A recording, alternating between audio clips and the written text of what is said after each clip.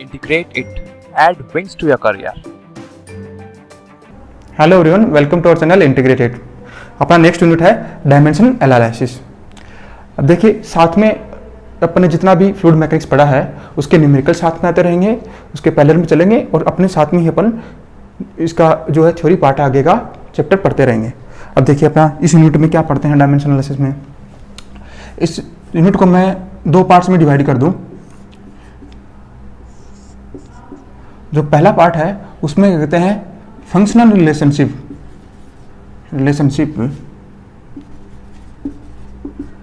Between variables और second है model and similitude studies. इसको दो पार्ट में देख लेते हैं। अब देखो, मैंने ये जो पार्ट है ना, इसमें अपने ऑब्जेक्टिव के हिसाब से इसके पॉइंट ऑफ व्यू से एसएससी की जेई जो प्री है या फिर राजस्थान जेई उसके लिए पढ़ रहे हैं तो इसमें पार्ट इसके क्वेश्चन बहुत कम आते हैं। मेनली जो है ये इसमें ही आते हैं क्वेश्चन। इसके न्यूमेरिकल भी आते हैं, डायरेक्ट फॉर्मूले भी आते हैं और कुछ जो है थ्योरी के क्वेश्चन भी आते हैं। इसमें बहुत कम आते हैं। ये थोड़ा जो है गेट के क्वेश्चन आते हैं इसमें, और जो ईएससी मेंस के क्वेश्चन उसका डेरिवेशन या फिर प्रूफ करना वो सब आगे वो सारी चीज़ें आती हैं। तो इसके बारे में अपन थोड़ा कम पढ़ेंगे, इस पर ज़्यादा जोर देंगे। ये है अपना चीज़। अब है क्या डायमेंशन एनालिसिस। डायमेंशन एनालिसिस में मेनली क्या करते हैं, जैसे कुछ वेरिएबल्स दिए हुए हैं, कुछ वेरिएबल्स से अपन कुछ स्टडी कर रहे हैं कि कहीं उसमें उस वेरिएबल्स में जो रिलेशनशिप डेवलप करना अपन को दो वेरिएबल्स के बीच में, और वो भी डायमेंशन को यूज करते हुए, तो वो सारा काम किया जाता है पहले पार्ट में, फंक्शन रिलेशनशिप बिटवीन वेरिएबल्स। और इसमें मॉडल और प्रोटोटाइप को दोनों को कंपैरिजन करने के लिए स्टडी जो है वो बनाई गई है। इसमें अपन डिटेल में पढ़ेंगे, मैं यहाँ पे इसके बारे में कुछ बताना नहीं चाह रहा। यहाँ इस पे पहले अपन पहला जो पार्ट है वो पढ़ लेते हैं। तो चलिए स्टार्ट करते हैं।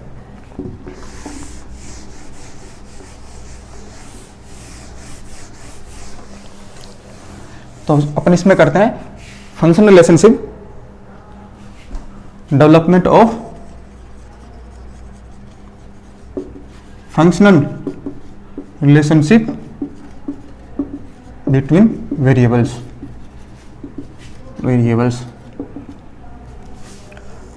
आपको मैं एग्जांपल से समझाऊं। जैसे इसमें किसी बुक में देखें आप तो एक स्टैंडर्ड एग्जांपल लिया होता है। ये हर जगह लगभग यही एग्जांपल लेते हैं।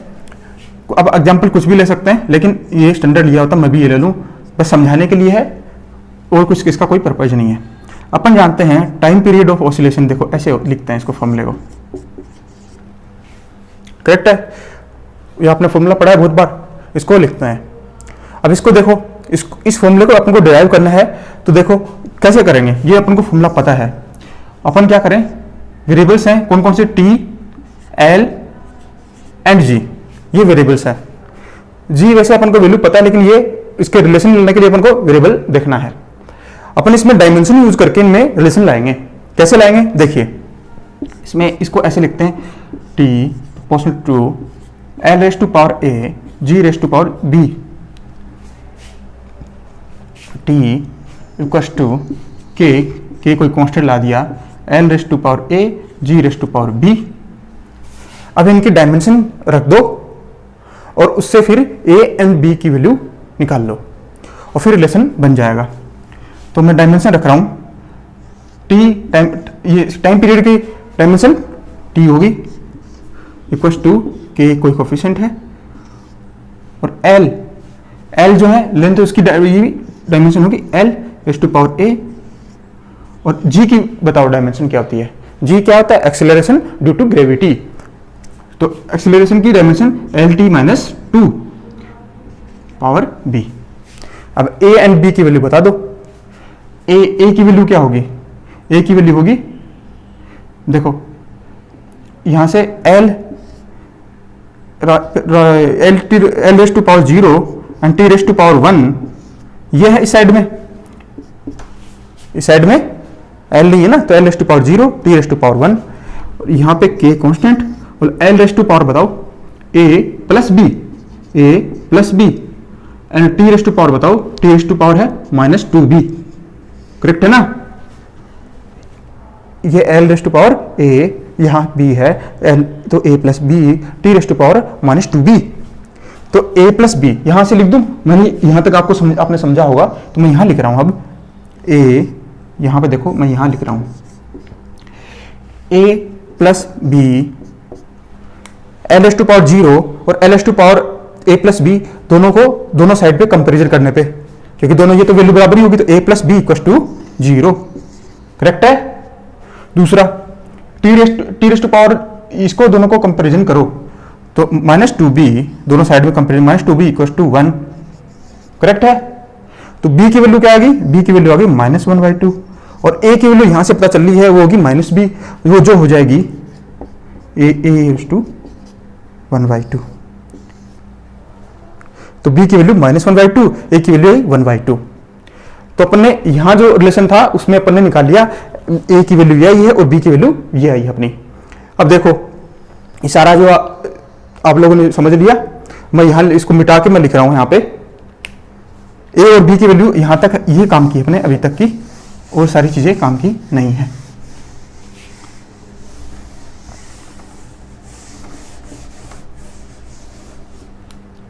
और अपने इसको यहां ये ऐसा लिखा था कि L S to power A G raise to power B. A की वैल्यू अपने पास आई है -1/2 और बी की वैल्यू -1/2। तो ये रखा t equal to K L raise to power 1/2 G raise to power -1/2, और इससे मैं लिख दूं K L by G under root T equal to. Correct है ना। और फिर एक्सपेरिमेंट्स करके उसे k की वैल्यू जो आती है वो आती है 2 पाई, जिससे फॉर्मूला बन जाता है t equal to 2 pi under root L by G. ये ऐसा रिलेशन बन जाता है। तो ये सारा चीज जो है इसमें किया जाता है कि फंक्शनल रिलेशनशिप, वेरिएबल्स के बीच में फंक्शनल रिलेशनशिप कैसे निकालते हैं। ये वेरिएबल थे, इनके बीच में रिलेशनशिप कैसे डेवलप की है अपन ने, ऐसे डेवलप की है। ये है बेसिक एग्जांपल, आपको सिर्फ समझने के लिए है कि अपन डायमेंशन रखेंगे दोनों साइड, कंपैरिजन करेंगे और फिर उनमें वैल्यूज निकाली इसकी, इनकी ए और बी की वैल्यू, और फिर ये रिलेशनशिप ऐसे डेवलप हो जाती है। ठीक है। अब देखिए ये तो बेसिक थी, बस समझने के लिए। अब आगे देखते हैं, उस पर थोड़ा छोटा मोटे क्वेश्चन फिर भी बनते हैं। नेक्स्ट है अपना रेलिग मेथड। तो रेलिग या रेलाइग मेथड, जो भी प्रोनाउंस करें आप इसको। इसमें देखिए इसमें ऐसे होता है, उसी का ही आगे है कि वेरिएबल्स के बीच में जो रिलेशनशिप कैसे डेवलप की जाती है। दो मेथड है उसके, पहला है रेलिग मेथड। इसमें जैसे कोई अपना वेरिएबल है x से, वो फंक्शन है, कुछ और हैं वेरिएबल्स, उनका फंक्शन है ऐसे। ठीक है। तो इन वेरिएबल्स को बोल जाता है इंडिपेंडेंट वेरिएबल। Independent variable.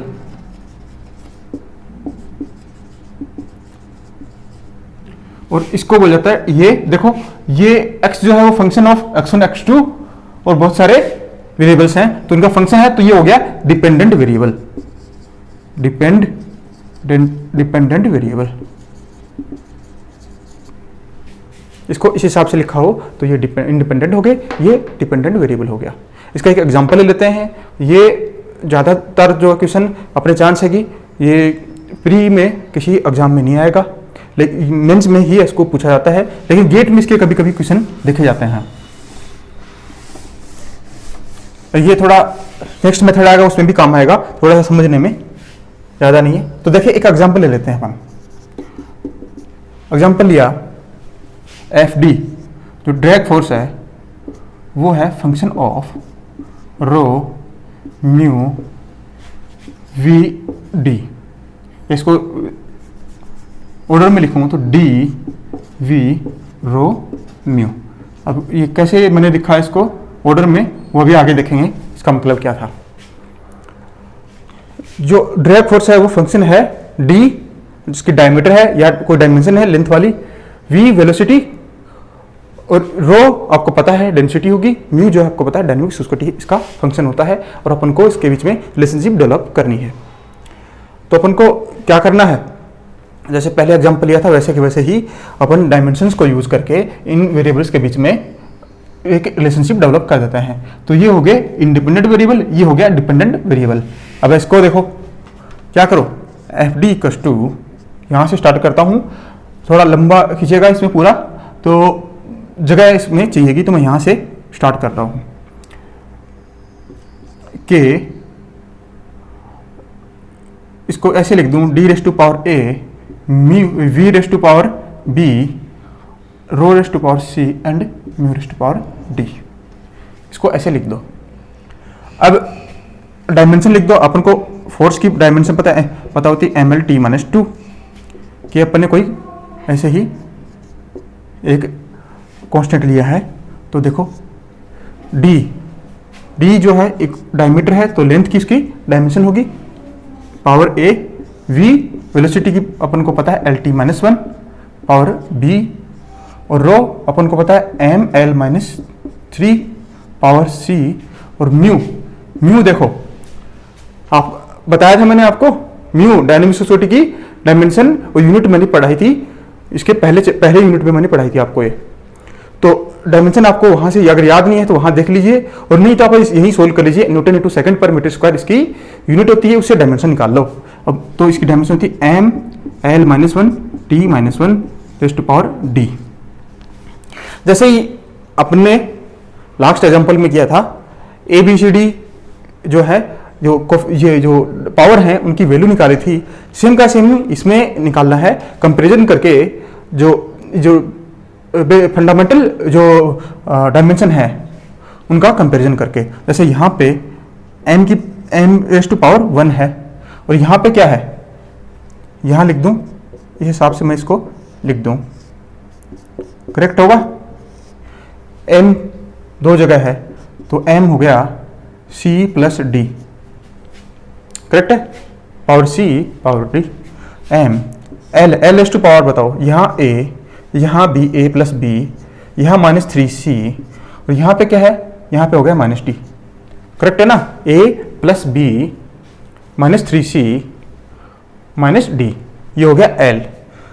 और बताओ t क्या है, t है -b, t क्या है, नहीं है यहाँ पे, t है -t, ये आया ये। अब कंपैरिजन कर दो, पहला इक्वेशन आएगा c प्लस डी, m की पावर दोनों तरफ कंपैरिजन करो तो c plus D equal to 1, और l की कंपैरिजन करो a plus B -3c -d equal to क्या आ गया 1, और t की कंपैरिजन करो तो -b -d इक्वल टू -2। तो ये अपने पास आ गई तीन इक्वेशन ही बनेंगी ना। वेरिएबल ये तीन इक्वेशन है, इनमें वेरिएबल कितने हैं, 4। तो अपन अलग अलग वैल्यू इसकी निकाल नहीं पाएंगे, जैसे अपने लास्ट उसमें किया था, तो अलग अलग वैल्यू निकाल नहीं पाएंगे। तो एक को दूसरे की फॉर्म में निकाल लो। जैसे यहां पे क्या काम करो, ये अपन यहां पे देख रहे हैं कि d जो है सब में कॉमन है, पहले इक्वेशन में भी d आ रहा है, दूसरी इक्वेशन में भी d आ रहा है, और तीसरी इक्वेशन में भी d आ रहा है। तो सब a b c को तीनों को d की फॉर्म में निकाल लो और यहाँ पे पुट कर दो, फिर रिलेशन निकल जाएगा। ये सारा जो अपन कर रहे हैं ये जो है सब्जेक्टिव का पार्ट है, फिर भी समझने के लिए आप देख लीजिए। देखो अब देखो c इक्वल टू क्या आ गया 1 - d, यहां से देखो यहां से b आ गया, b इक्वल टू दोनों तरफ कर दूं, मैं प्लस कर दूं, ये प्लस कर दूं, यहां प्लस हो जाएगा, तो b plus D equal to 2, तो b आ गया 2 - d। तो c की वैल्यू ये आ गई, b की वैल्यू ये आ गई, और इन दोनों को b और c को इसमें पुट कर दो, और वैल्यू आती है a की, वो भी आती है 2 - d। तीनों की वैल्यू आ गई a b c को यहां पुट कर दो यहां पे, और d की फॉर्म में है, सारे तीनों वैल्यू d की फॉर्म में आ गई। अब देखो क्या आती है d की फॉर्म में, यहां तक अपन ने समझ लिया है, मैं इसको मिटा रहा हूं, नेक्स्ट चलेंगे। देखो क्या होता है, अपने तीनों वैल्यूज आ गई।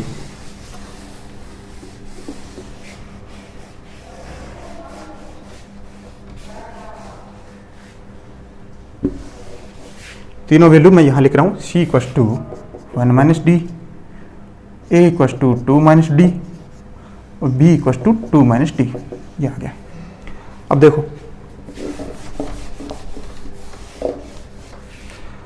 अब देखो यहां से मैं ये लिख सकता हूं F D equal to K D raise to power a 2 - d v raise to power b 2 minus D, rho raise to power c 1 minus D and mu raise to power d। मैंने यहाँ पे a b c की value यहाँ से put कर दी यहाँ, ठीक है। अब देखो एफ डी क्या आया, एफ डी इक्वल टू के, अब देखो डी की जो पावर डी है ना उसको अलग कर दो और इसको इनको जो न्यूमेरिकल टर्म है उसको अलग रखो, तो मैं ये रख सकता हूं D square V square rho, फिर मैं इसको कर दूं mu raise to power D, ठीक है। यहां पे क्या आ गया, यहां पे आएगा D raise to power minus D, तो डी रेस टू पावर नीचे में चला गया D raise to power D, V raise to power D same का सेम यहां पे भी rho raise to power D, ऐसे आ गया। अब देखो सबकी पावर जो है डी है, तो मैं इसको सबको बाहर हटा के पूरे पे होल पे इसको पावर कर दूं। करेक्ट है या नहीं है? करेक्ट है।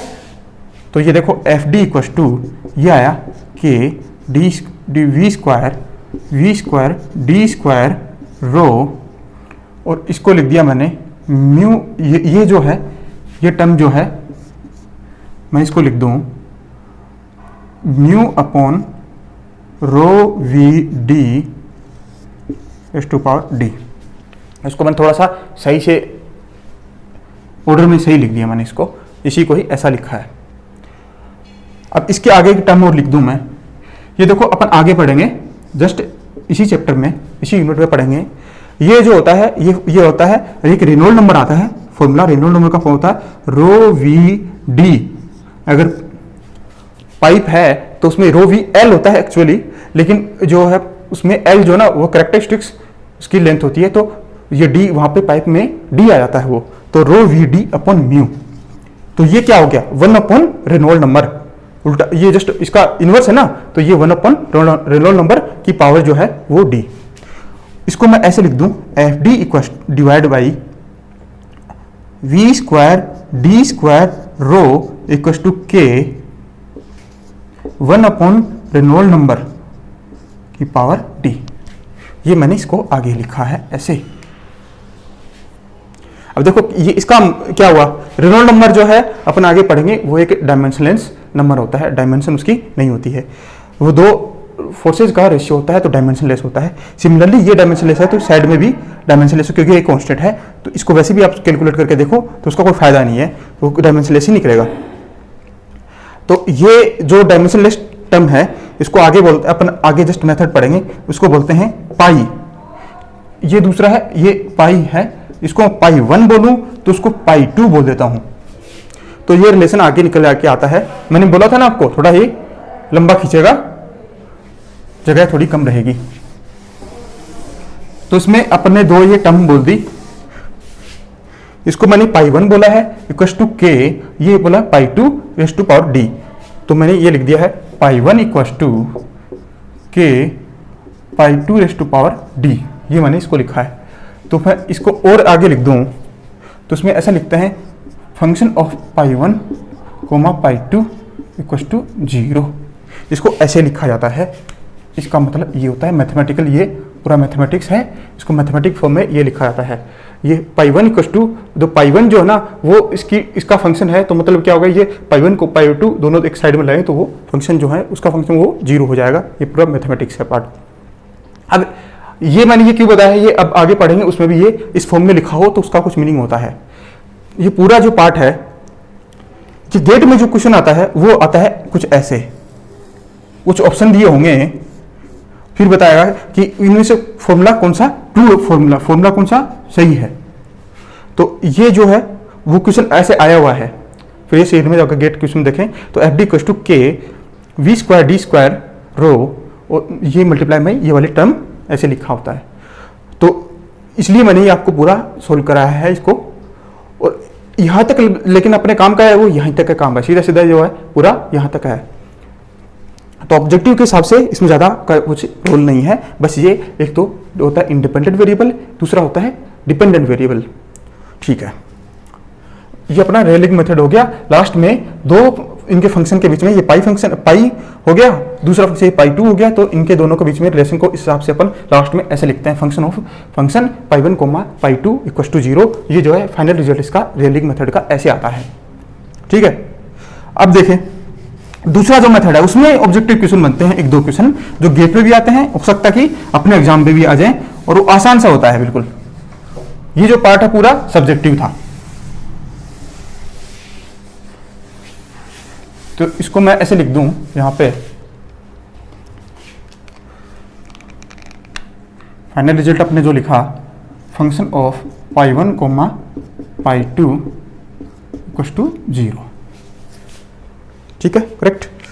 अब देखो अपना नेक्स्ट मेथड है जो इसके ऑब्जेक्टिव क्वेश्चन भी आते हैं, तो बकिंघम पाई मेथड। पाई आपको एक बता दिया, एक डायमेंशनलेस टर्म बता दिया आपको, उस पे पाई मेथड पे इस पे कुछ छोटे छोटे क्वेश्चन आते हैं, वो बताता हूं। देखो इसमें ऐसा होता है, अगर ऐसे हिसाब से लिखा हो फंक्शन पाई 1 पाई 2 डॉट डॉट डॉट पाई m माइनस n, इस हिसाब से लिखा हो इक्वल टू 0। इसमें m क्या है, n क्या है वो देखना है। n है टोटल नंबर ऑफ वेरिएबल्स जिसमें डिपेंडेंट प्लस इंडिपेंडेंट। m है वो है total number of variables dependent plus independent. n क्या है, n है fundamental dimension, number of fundamental dimension. ये होता है n है वो होता है नंबर ऑफ फंडामेंटल डायमेंशंस। अब देखो इसको ना आप एग्जाम्पल से अच्छे से समझेंगे। इसका मतलब क्या है, इसका मतलब क्या है, एग्जाम में क्वेश्चन किस हिसाब से पूछा जाता है वो मैं बता दूं। गेट में क्वेश्चन पूछा हुआ है बहुत बार, आसान सा क्वेश्चन होता है, 1 नंबर का आता है, 2 नंबर भी नहीं आता इसका। देखो क्या आता है, अपने जैसे जस्ट एग्जाम्पल लास्ट अपने पढ़ा है रेलिंग मेथड, उसमें अपना एग्जाम्पल क्या लिया था, अपने एग्जाम्पल लिया था F D equal to function of D V rho mu, ये लिया था। अब इसमें बताओ, इसमें टोटल आप ये बताओ, ये m की वैल्यू क्या होगी। m क्या है, number of variables, total number of variables dependent plus independent. Dependent variable कौन सा है, एफ डी 1 है, और इंडिपेंडेंट कितने हैं, 4 है। तो 4 तो 4 प्लस 1 क्या हो गया, m की वैल्यू होगी यहाँ पे, m की वैल्यू इसके लिए केस के लिए m की वैल्यू होगी 5। करेक्ट। ये n क्या होगा, n है number of fundamental dimension. Fundamental dimension कौन सी होती है, अपनी नॉर्मली जो है ना, जनरली अगर देखें, मैं इस एग्जांपल की बात नहीं कर रहा, मैं जनरली क्या बोल रहा हूं, किसी में हो ही ना होए, कई बार होता है ऐसा। जैसे क्या होगी, लेंथ टाइम ये मास, ये होती है लेंथ टाइम एंड मास, 3 होती है फंडामेंटल। तो ये जो जनरली बता रहा हूं मैं, किसी में हो सकता है किसी में मास ना आए तो 2 ही बच जाएंगी। ये जनरली जो है n की वैल्यू 3 होती है, वो क्वेश्चन पे डिपेंड करेगी। तो अब देखो इस क्वेश्चन में बताओ, इस क्वेश्चन में इसमें मास आता है, ठीक है, इसमें लेंथ आती है और इसमें टाइम भी आता है, तो तीनों आ गए। तो n की वैल्यू यहाँ पे n की वैल्यू आ गई 3। जस्ट अभी ये देख के आए थे, अपने पूरा डायमेंशन को सोल्व किया तो उसमें तीनों आई थी, m l t तीनों आई थी, ठीक है। तो m की value total dependent and independent 4 + 1 5, m की वैल्यू 5। और ये जो नंबर ऑफ फंडामेंटल डायमेंशन कितनी है, इसमें 3 है, तीनों काम की आई हैं तो 3 आ गई। तो नंबर ऑफ पाई टर्म्स क्या होंगी, तो इसमें आता है number of type pi terms पूछे, नंबर ऑफ पाई टर्म्स। देखो यहां पे नंबर ऑफ पाई टर्म्स क्या है, पाई 1 पाई 2 के पाई m-1 पाई m-n है। तो पाई m जो है वो कितने हैं, m-n है। नंबर ऑफ पाई टर्म्स है m-n, तो m कितना है 5 - 3 कितना आया 2 आया, 5 - 3 2। और ये देख लो अपने क्या आया था, पाई 1 और पाई 2 2 आया था। ये है अपना क्वेश्चन। इसमें पूछता है कुछ एग्जाम्पल, किसका रिलेशन दे दिया, ऐसे ही कुछ, जैसे ये दे दिया, फिर बोलता है कि नंबर ऑफ पाई टर्म्स बताओ। क्वेश्चन ऐसे आता है, एक क्वेश्चन आता है ऐसे कि ये कोई एग्जाम्पल दे दिया, कुछ रिलेशन दे दिया, अब बताओ इसमें नंबर ऑफ पाई टर्म्स बताओ। एक क्वेश्चन ऐसे आता है, अगर न्यूमेरिकल पार्ट पूछे तो 1 नंबर का आता है, सीधा सीधा अपने एग्जाम में भी आ सकता है। तो पहले तो n बता दो और n देख लो, इन तीनों का में आई है या इसमें नहीं आई है वो चेक कर लो। उसके बाद में दोनों का जो है डिफरेंस बता के n माइनस n जो है वैल्यू आ गई 2। ये हो गया अपना आंसर। ठीक है, एक क्वेश्चन तो आ गया, और जो अपने चेक कर लिया, पूरा सोल्व करके करा था अपने, तो पाई 1 पाई 2 2 ही आई थी लास्ट में, और अपने पूरा सोल्व करके 2 ही है, तो यहाँ से भी 2 ही है, तो चेक हो गया वो। अब देखो इसमें कई बार सीधे सीधे क्वेश्चन आता है, फॉर्मूला भी आ जाता है सीधा कि ऐसा गिवन ऐसा है कि एफ फंक्शन जो है पाई 1 पाई 2 पाई n माइनस n, यहाँ डॉट डॉट डॉट यहाँ लिखा हुआ, ये टर्म जैसे ना लिखी हो जहाँ पे, और ये ना जो बताओ total number of pi terms क्या होंगी, उसमें ये लिखा होता है कई बार n माइनस m, या फिर और कोई भी और एग्जाम्पल और कुछ फॉर्म में लिखी होगी, दोनों के प्लस या कुछ भी और रिलेशन आ जाए, तो ये कंफ्यूजन होता है कि m माइनस n लिखूं या n माइनस m रखूं। वो क्या करता है क्वेश्चन में, आप अपन ने क्या स्टैंडर्ड फॉर्म में याद रखा है कि n को क्या बोल रखा है अपन ने, टोटल नंबर ऑफ वेरिएबल्स, और n को क्या बोल रखा है, नंबर ऑफ फंडामेंटल डायमेंशन। वो क्या करता है एग्जाम में चेंज कर देता है, टोटल नंबर ऑफ, यहाँ पे टोटल नंबर ऑफ वेरिएबल्स है उसको n लिख देता है, और m की जगह n, m की जगह ये एक्सचेंज कर देता है एक दूसरे को। तो फिर एग्जाम में अपन कुछ देखते नहीं है, सीधे सीधे ही m माइनस n टिक कर देते हैं। तो यहाँ पे आपको ध्यान रखना है, अपन को total number of variables minus number of fundamental dimension करना है, न कि m माइनस n नहीं याद रखें, क्योंकि अपन ने इसको डिफाइन कर रखा है, तो गलती नहीं करनी है। एक क्वेश्चन जो है एक ये आता है इसमें थ्योरी का, तो आपको ये चीज ध्यान रख रही है, m किसको डिफाइन किया है ध्यान से रखें, एग्जाम में वो बहुत ही साथी दिमाग लगाता है। ठीक है, अब 2 क्वेश्चन बन गए, एक तो थ्योरी का बन गया सीधा सीधा फॉर्मूला बेस्ड, एक फॉर्मूला बेस्ड क्वेश्चन बन गया न्यूमेरिकल, जो कि अपने ये दोनों क्वेश्चन बन गए, दोनों याद रखना आपको, गेट के में आते हैं और अपने एग्जाम में भी आ सकता है। अब देखो इस पाई टर्म को राइट करना, तो how to write pi term, ये चीज हो रही है क्वेश्चन का। इसमें देखिए, इसमें ऐसे आता है, ये भी जो है थ्योरी का ही क्वेश्चन आता है, तो ये छोटा गेट में बहुत कम क्वेश्चन आते हैं थ्योरी के, तो ऐसे थोड़े लॉजिकल क्वेश्चन, थोड़े उसमें थोड़ी बहुत वो गलती कर लेता है कि जानबूझ के अलग डिफाइन करता है, n की जगह n की जगह m, तो वो ऐसे क्वेश्चन ही आते हैं गेट में, थ्योरी के ज़्यादा क्वेश्चन नहीं आता है। तो एक क्वेश्चन ये भी बनता है। ये क्वेश्चन कैसे बनता है देखिए, पाई टर्म को अपन ऐसे लिखते हैं, पाई इक्वल्स टू जो है वो रिपीटिंग वेरिएबल्स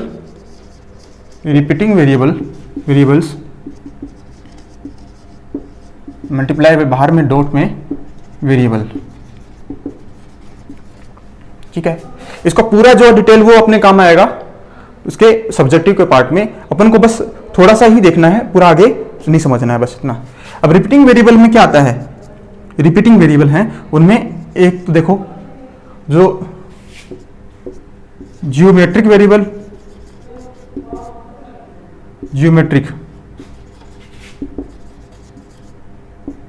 दूसरा है काइनेमेटिक,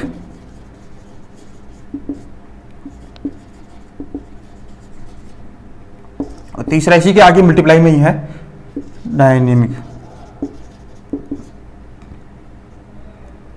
डायनेमिक वेरिएबल, और बाहर में एक है ये वेरिएबल। ठीक है, ये ब्रैकेट में पूरा जियोमेट्रिक वेरिएबल, मल्टीप्लाई में काइनेमेटिक वेरिएबल, मल्टीप्लाई में डायनेमिक वेरिएबल। इसका मतलब क्या हुआ देखो, जियोमेट्रिक वेरिएबल में कौन कौन से आते हैं, जियोमेट्रिक में आती है पूरी लेंथ जो भी रिलेटेड है, लेंथ, ब्रेड्थ, विड्थ जो भी इसको बोले, विड्थ या ब्रेड्थ, या फिर एक आ गया फिर डेप्थ। काइनेमेटिक में क्या आ जाएगा, velocity, acceleration, kinematic viscosity, angular velocity, ये आ गया काइनेमेटिक वेरिएबल में।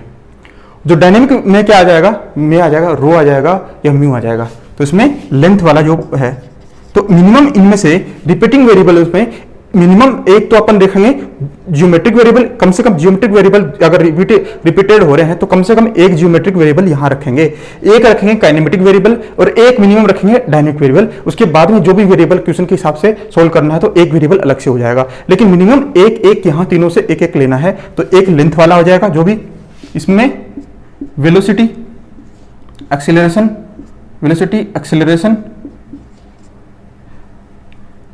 काइनेमेटिक विस्कोसिटी और ये एंगुलर वेलोसिटी। इसमें म्यू आपको पता है क्या है, रो, ये सारी चीजें आती हैं। तो इसको लिखा कैसे जाता है कि मिनिमम जो है एक जियोमेट्रिक वेरिएबल हो, एक काइनेमेटिक वेरिएबल हो, एक डायनेमिक वेरिएबल हो रिपीटिंग वेरिएबल में से, और बाहर में एक वेरिएबल कोई भी अपन को बच जाएगा ऐसे। तो मिनिमम एक एक होना चाहिए। ये कभी कभी पूछ लेता है, गेट में ज्यादा चांस है इसके, अपने एसएससी से ज्यादा। तो देखिए ये अपना हो गया पहला पार्ट, जो ज़्यादा मेनली जो है उसमें सब्जेक्टिव के लिए ही था। उसमें से ऑब्जेक्टिव के 2 या 3 क्वेश्चन बन सकते थे, तो अपने उसके क्वेश्चन देखे। अब अपने सेकंड पार्ट में चलते हैं, मॉडल एंड सिमिलिट्यूड स्टडी। अब देखो सेकंड पार्ट अपना, अब कोरोना को लेके ऐसा मत सोचें कि एग्जाम आगे और पोस्टपोन हो सकती है, या कुछ ऐसा मत सोचें, क्योंकि डेट आ चुकी है। सितंबर के फर्स्ट वीक में एग्जाम होनी है एसएससी की, और अपने राजस्थान की जो है डेट उसकी भी आ जाएगी।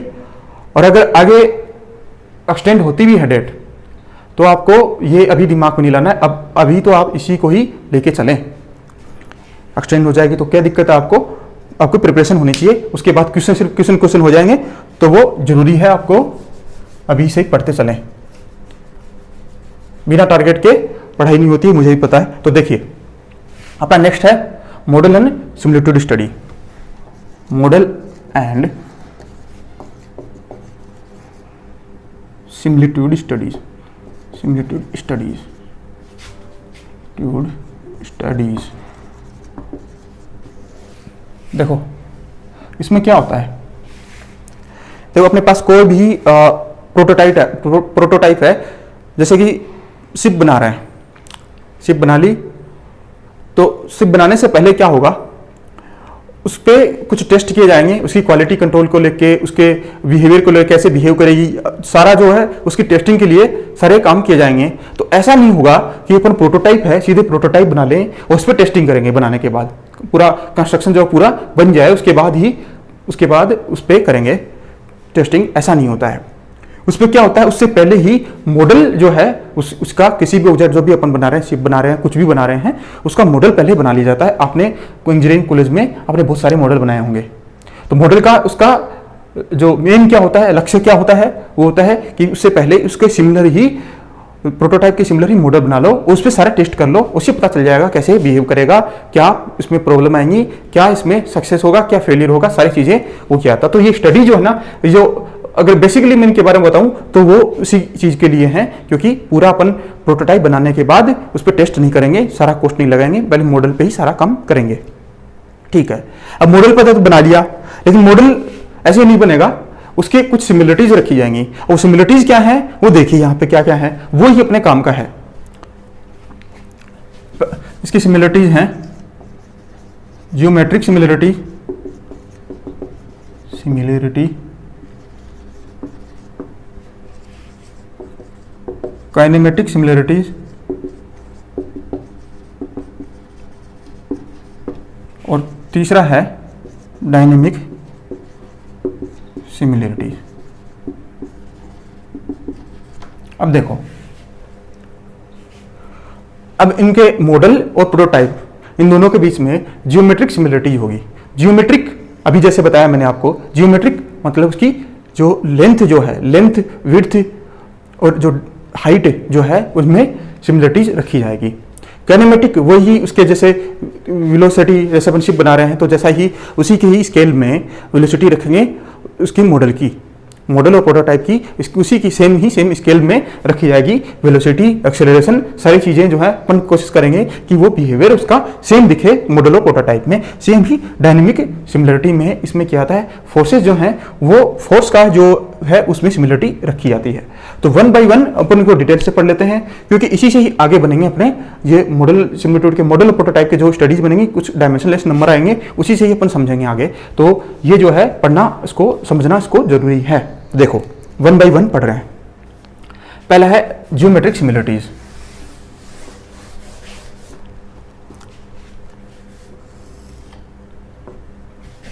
ज्योमेट्रिक सिमिलरिटीज, ज्योमेट्रिक सिमिलरिटीज में आता है जैसे लेंथ,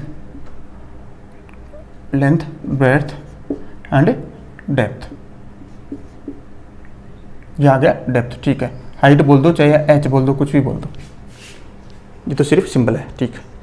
इसमें क्या होता है, तो मॉडल और प्रोटोटाइप में जो है, मॉडल और प्रोटोटाइप में सिमिलरिटी रखी जाती है, उनमें स्केल रखी जाती है, उनमें रेशियो जो है सेम रहेगा।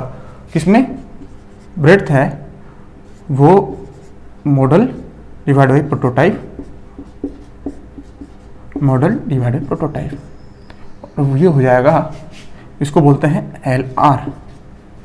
ये क्या हो गया, स्केल रेशियो, स्केल रेशियो। ये कौन सा स्केल रेशियो है, ये है length scale ratio, length scale ratio. अपन बात कर रहे हैं ज्योमेट्रिक सिमिलरिटी की, तो ये लेंथ स्केल रेशियो आ गया। अब देखो इसको इस हिसाब से डिफाइन किया जाता है, तो मॉडल और प्रोटोटाइप में जो स्केल दोनों जो उनका जो है रिलेशन इस हिसाब से है कि वो इसको स्केल को बताएगा। तो सेम की सेम स्केल में मॉडल और प्रोटोटाइप को रखा जाएगा, लेंथ में भी, ब्रेड्थ में भी, और इसकी हाइट या फिर तीसरी जो डायमेंशन होगी उसके अकॉर्डिंग वर्टिकल डायरेक्शन में उसको सेम ही रखा जाएगा।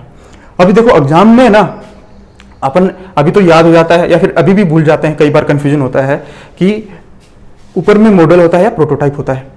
कई बार क्वेश्चन में प्रोटोटाइप कर देते हैं, मॉडल ये नीचे कर देते हैं, और ये यहाँ पे करते ही पूरा क्वेश्चन गलत हो जाता है। तो मैं आपको वही बताऊंगा जो हमारे टीचर ने हमें बताया था, बिल्कुल फनी वे है। फनी वे क्या था, देखो अगर किसी भी बच्चे को चूज करने को दिया जाए मम्मी और पापा में, तो पहले किसको चूज करेगा, मम्मी को चूज करेगा, तो पहले यहाँ पे मम्मी बट्टे पापा, ये सब बताया था हमारे टीचर ने। तो सेम का सेम ही आप भी यहाँ ऐसे ही याद रखें। तो कभी आप नहीं भूलेंगे, तो इसको याद रखो, मम्मी बट्टे पापा, इसको इस हिसाब से याद रखो। हमारे टीचर ने भी ऐसे ही बताया था, आप भी इसको ऐसे ही याद रखो, कभी नहीं भूलोगे, ठीक है। और कुछ प्रैक्टिस कर लोगे क्वेश्चन, उसके बाद तो भूलेगे ही नहीं बिल्कुल ही। तो ये हो गया इसके लेंथ में, सारी डायरेक्शन में लेंथ में इसकी सिमिलरिटी होगी, जो उसको बोलते हैं लेंथ स्केल रेशियो। पहला हो गया ज्योमेट्रिक सिमिलरिटी। और ये जो है वो सब में सिमिलरिटी जो है, जो स्केल रेशियो सब में सेम ही होगा, मम्मी बट्टे पापा सब में सेम होगा। अब दूसरा है अपना काइनेमेटिक सिमिलरिटी। काइनेमेटिक सिमिलरिटी,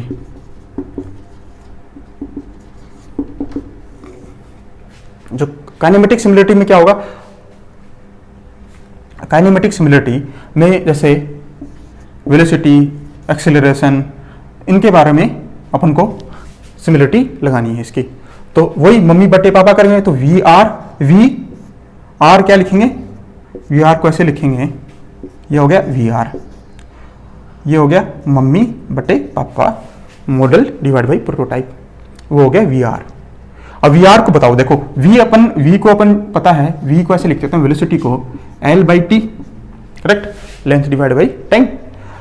इसको मैं यहां लिख दूं, देखो इसको लिख देता हूं, वी आर इक्वल टू, ये है velocity scale ratio, velocity scale ratio. इसको चलो मैं आगे लिख दूंगा वहीं पे, वी आर इक्वल टू मैं यहां लिख दूं, वी एम के लिए लिख दूं ये वाला चीज, और वी पी के लिए लिख दूं ये चीज, तो L by T model, correct है, मैंने इसको यहां लिख दिया। दूसरा वीपी को लिख दूं, तो वीपी को L बाई टी, ये प्रोटोटाइप, करेक्ट है ना। मैंने यहां पे वैल्यू रख दी मॉडल वाले की, वी मॉडल की लिख दी, L बाई टी, दोनों के मॉडल, और प्रोटोटाइप लिख दी, L पी, ऊपर में चला गया TP। अब देखो ऐसे वी आर को क्या लिख दूं, वी आर आ गया L M by L P, क्या बन गया एल आर, जो अपन जैसे अभी पढ़ के हैं, L M by L P, L R बन गया, करेक्ट है, एल आर। फिर T M by T P, नीचे आ गया टी आर। तो वी आर की वैल्यू जो है ना, इस पर न्यूमेरिकल भी बनता है, तो वी आर की वैल्यू है, वी आर की वैल्यू हो गई L R divide by T are. वैसे ही अपन को जैसे कुछ याद करने की जरूरत नहीं है, जैसे वी को अपन वी जानते हैं, V equal to L by T होता है, तो दोनों जगह आर लगा दो, यहां लगा दो, ये लगा दो। ये एल आर तो अपन को पता है, लेंथ स्केल रेशियो, ये टाइम स्केल रेशियो, और वी वेलोसिटी स्केल रेशियो। याद करने के तरीके से, अब याद करना सब इसमें पता नहीं, आपको पता है डायरेक्ट यहाँ पे आर आर लगा दो, स्केल रेशियो सब जगह कर दो। सेम कैसे अगर मैं ये पूरा पढ़ने की जरूरत नहीं है, आपको सोल्व करने की जरूरत नहीं है एक्सेलरेशन के लिए। डायरेक्ट मैं एक्सेलरेशन के लिए आपको पूछूं तो क्या बताएंगे एक्सेलरेशन के लिए? एक्सेलरेशन आप जानते हैं a = v divide by T, जो होता है l divide by T square. ठीक है, तो ए आर मैं लिख दूं, आगे लिख दूंगा, जस्ट आगे इसको मिटा के, ताकि आपको दिख जाए अच्छे से। तो वी आर इक्वल टू अपना आया L R by T are. Kinematic similarity देख रहे हैं अपन।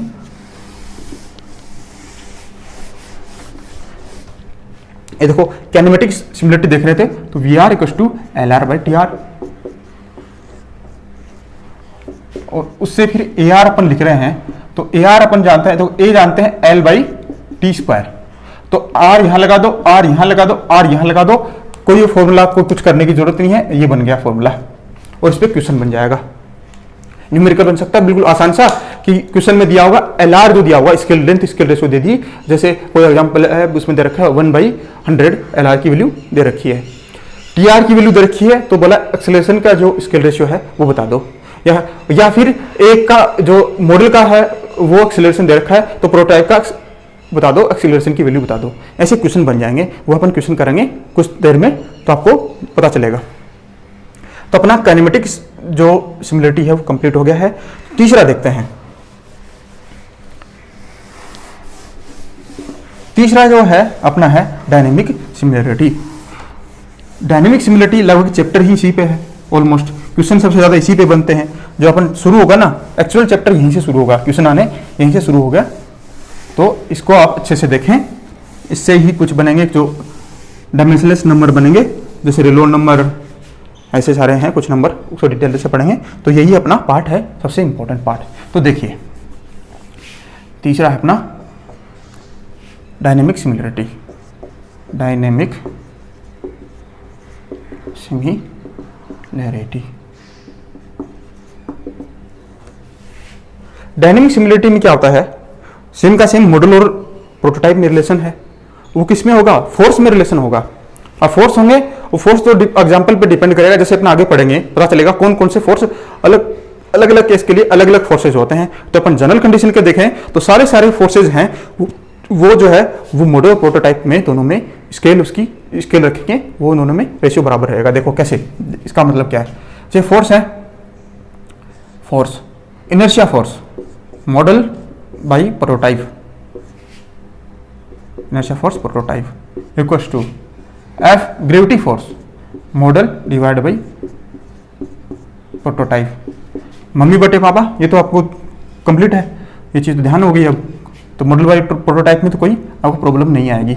F V viscous force model by prototype, F sigma surface tension force, F sigma model divide by prototype, F K compressibility force model divide by prototype. अब बच गया एक है pressure force, F P model divide by prototype. और ये जो सब जो है वो इक्वल होगा एफ आर के इक्वल में। सेम का सेम स्केल रेशियो है फोर्स के लिए।